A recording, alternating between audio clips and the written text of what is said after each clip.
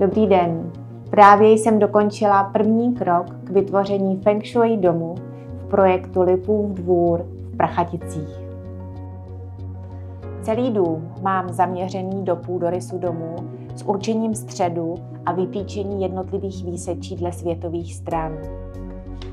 Dalšími podrobnými výpočty jsem došla k takzvané celkové kondici domu, která je u obou domů velmi příznivá.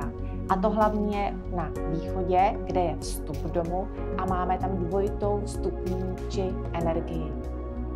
V jihozápadním sektoru máme partnerské vztahy a máme umístěný v tomto domě obývák a ložnici v horním patře. Na západě máme kreativitu, kde je v horním patře umístěn dětský pokojíček. A poslední benefit, který zde spatřuje na severovýchodním sektoru, kde máme moudrost a může tam být jak dětský pokojíček, tak pracovna. Nyní mám hotové výstupní podklady, které jsou pro mě určující při výběru materiálů, motivů a barev do Feng Shui domu.